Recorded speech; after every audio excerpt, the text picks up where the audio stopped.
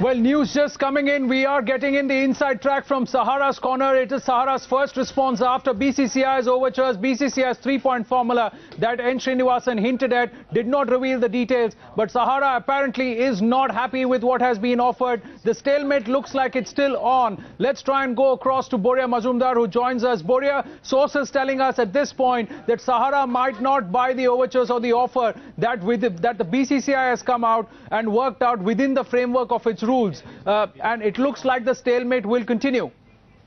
Anand, it's not official. This is the Sahara response to the BCCI working committee meeting, and they have issued a press release which will soon be with everybody in the country. And one by one, if you go through the release, what the Sahara group is emphasizing is very clear. Point number one, that the BCCI is the apex body of Indian cricket, has the power to amend its own rules.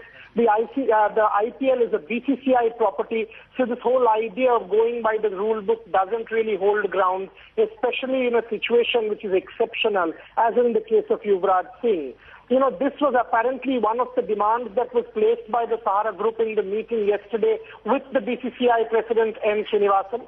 And if you go down the whole set of demands, it is definitely the demand of, the bank guarantee. Apparently, after 9 IPL teams, only Sahara is the only team that has been asked to furnish a bank guarantee, or the only franchise that has been asked to furnish a bank guarantee. And according to the Sahara group's the first response, which is available on Times Now, this is out and out discriminatory is what the group claims, because none of the other teams have been asked to do so, while Sahara, which has been a BCCI sponsor for the last 12 years and has never defaulted, that's what is claimed in the press release, they've never defaulted in payments, they have been asked to furnish a bank guarantee which they consider discriminatory.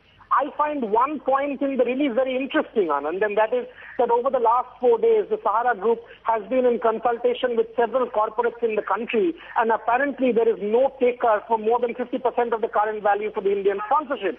That means that the BCCI president, when he claimed that there are other sponsors, this is very interesting, that the group is claiming that no corporate is willing to pay more than 50% of the value of the current sponsorship for the Indian cricket team. And Boria, sorry to interrupt you there. Yeah. This is a scenario which has happened even since April 20. After the World Cup, because that's when Sahara's contract ended, and Sahara said, okay, you can go out and look for other sponsors. The BCCI didn't find takers, and Sahara agreed to extend the sponsorship so that it allows the BCCI time to find more sponsors. And since then, there have been no takers at the current value.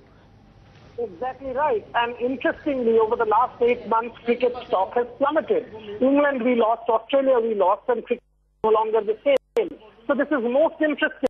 They claim that no takers for more than 50 to 60% of the current value. There is also a very interesting thing which says that, if issues related to IPL are solved, then only if the issues related to IPL are solved is the Sahara group willing to discuss the Indian team sponsorship. So that's very clear. So in effect, the Sahara group has put the ball back into the BCCI's court. Sahara does not. I mean, it's very clear that the group wants to continue its involvement with cricket, but on its own terms, on terms that are not discriminatory towards it, on terms that it believes will make the IPL a level playing field, on terms that it believes the BCCI president and the working committee should adhere to and make concessions for it, because otherwise it will not be a level playing field. So at this point in time, the onus, I think, is being once again put back onto the BCCI's court by the Sahara group.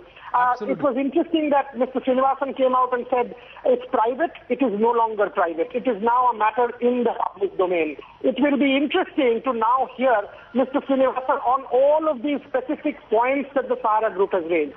Which are the issues on which the BCCI is willing to compromise?